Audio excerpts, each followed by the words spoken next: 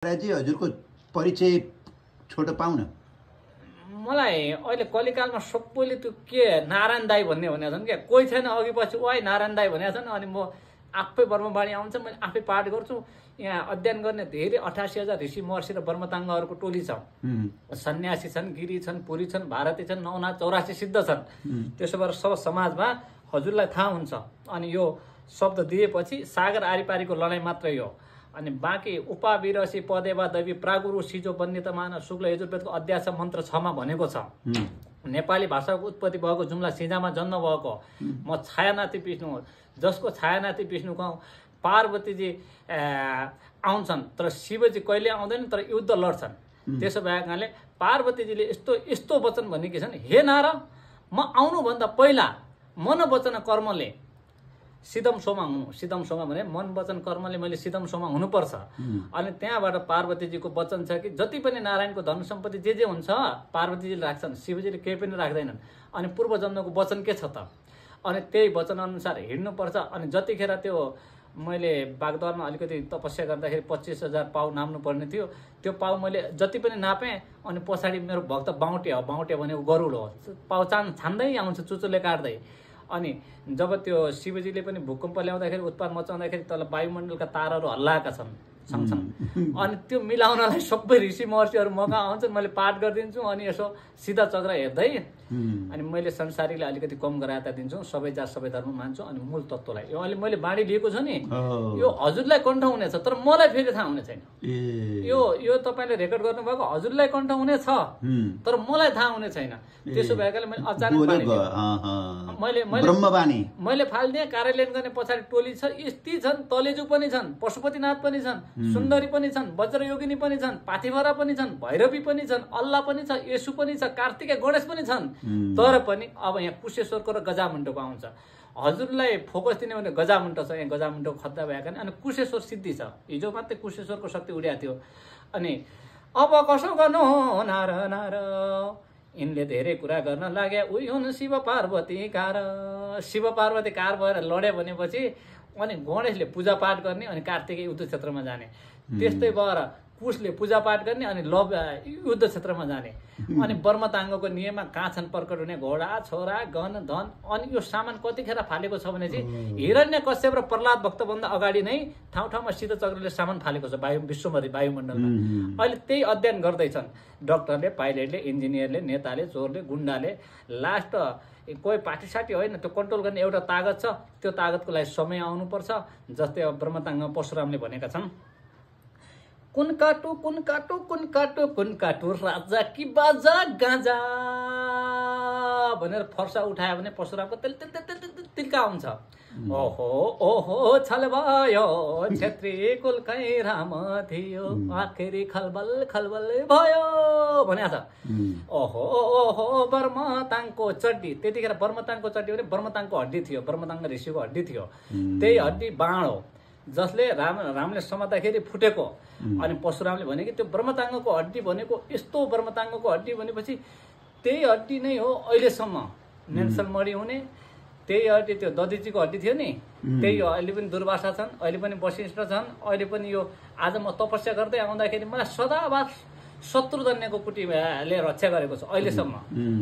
अब यो आज यो कुटी हजुर यहाँ हुनुहुन्छ, आज यो कुटीमा भगवान् शिवजीले भनेको जस्तो तपाईँलाई मैले सोताबिते बाहिर बसेँ। अनि शिवजी मलाई मनैबाट भन्छन्, दुर्योधनको कुटीमा मैले धेरै कुरेको थिएँ नारायण, आज यहाँ कुर भन्छन्। अनि 24 घण्टा बस, अनि फेरि अगाडि जा भन्छन्। अब दुर्योधन अब शत्रुधन्य कुरा पनि गरेर भएन, अश्वत्थामाको कुरा पनि आउँछ, अनि बलि व्यासको कुरा पनि आउँछ, ग्यासको कुरा पनि आउँछ। अहिले ग्यास र ग्यासको कुरा छ। अब कलिकालमा कसरी जाने भनेपछि अब 25 करोडको मालिक हुन एकजनाले पाउने नियम छ। त्यहाँ गाई बाख्रा पशु पन्छी जानवरहरू कुनै पनि हत्या हिंसा नगर्ने, सबै खुला राख्ने। 25 करोडको मालिक हजुर पनि हुन पाउने, म पनि हुन पाउने, नेपाली पैसा विश्वमा। त्योभन्दा बढी भयो भने दैविक शक्ति हुनु पर्यो, काटाकाट मारामार हुने। त्यो भएर कागजले हुँदैन, त्यो शक्ति हुनुपर्छ। अब मेरो यात्राको कुरा मैले अब कसरी भनौँ, हजुरले यो राख्दाखेरि अलिकति त्यहाँ एउटा गोप्य कुरो छ। त्यो गोप्य कुरो त्यो पहिला कुनै ठाउँबाट यहाँ शक्तिहरू देवी देवताले सारेको छ। अनि त्यो ठाउँमा गएपछि अनि अमरताको राशन, अमरताको शासन, अनि अमरताको गास, अमरताको बास भन्ने कवास, अनि सबै भएको कारणले गर्दाखेरि अब राजा सखरले भनेको जस्तै हुन्छ, हे परीक्षित तिमीलाई थाहा छैन, तिमी परीक्षामा मात्रै पास हो। हे कपिल मुनि तिमी ध्यान गर, म सखर हुँ, म सखरलाई आफै ब्रह्मवाणी आउँछ भनेको छ। अनि सखरलाई ब्रह्मवाणी आउँदाखेरि यही खोलामै देवता छन्, यही दरा खोलामै देवता छन्, आरिपारी छन्, ती हेर्नु परेन। त्यसो भए सन्यासीको घेरा छ, नागाको छ, निर्माणीको छ, त्यागीको छ, अनि गोबीको छ, मोबीको छ, शिष्यको गोरखनाथहरूको छ। त्यसो भए के गर्ने? त्यही भएर एउटा बडाै ठुलो बाहुन छन्, त्यही बाहुनमाथि बर्माथि छम्मक छम्मक छम्मक छम्मक छम्मक छाल मडी हिराका छ नारायणी जाँदैन कैलाश काल। आहा, त्यो हाम्रो सुमेरुपर माथि कैलाश छ नि चिनमा, त्यो छायानाथभन्दा माथि पर्छ।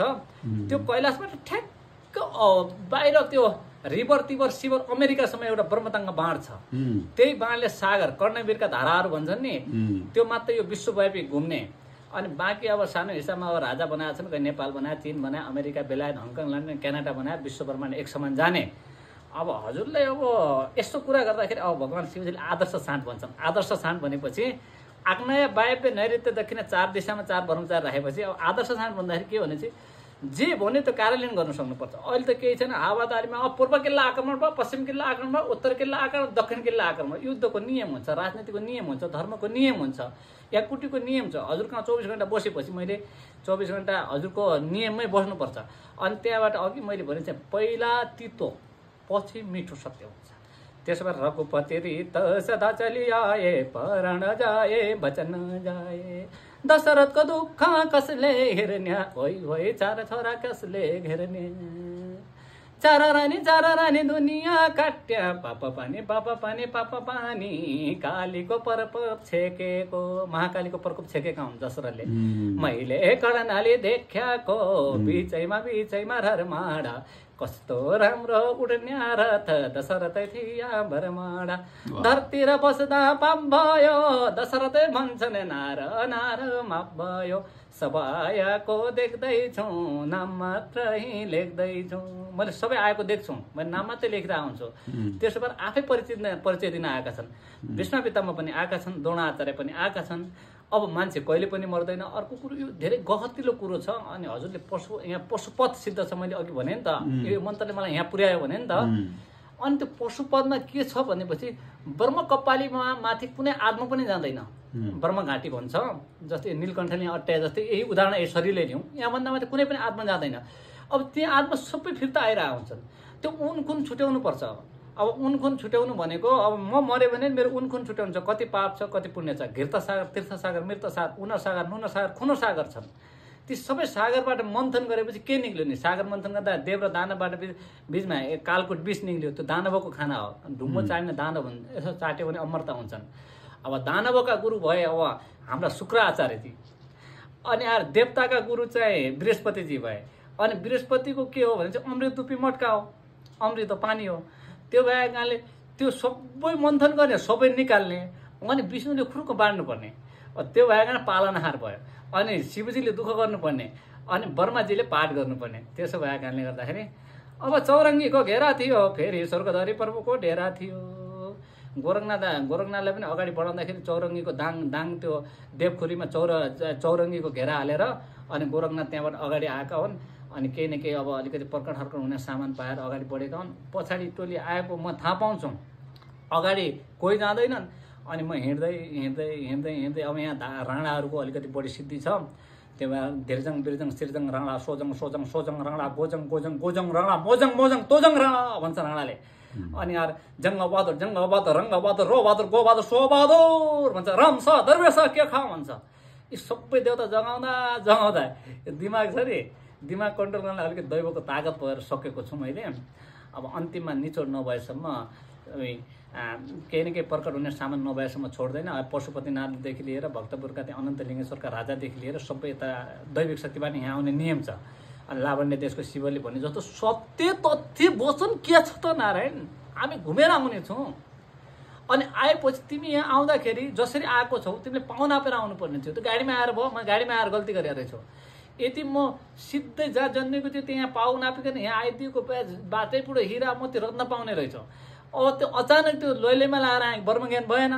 अनि पछि शिवजीको आवाज हुँदाखेरि अहिले मैले ध्यान गर्दा गर्दा मैले आफ्नै पाउ नापेर अनि म भिरको संहितामा पनि भिरकुजीले घेरा हालेको तोड्न सक्दैन, जस्तै लक्ष्मणको घेरा तोड्न नसक्ने अवस्था थियो नि, त्यस्तै अब किन शक्ति छैन र? त्यही हो संसारको सबैभन्दा ठुलो शक्ति दैविक शक्ति हो। त्यो शक्ति प्रुभ गरेर देखाउने छु। बाँकी हजुरले केही सोध्नुहुन्छ भने मैले थाहा पाएको कुरा खुरुखुरु भनिदिन्छु।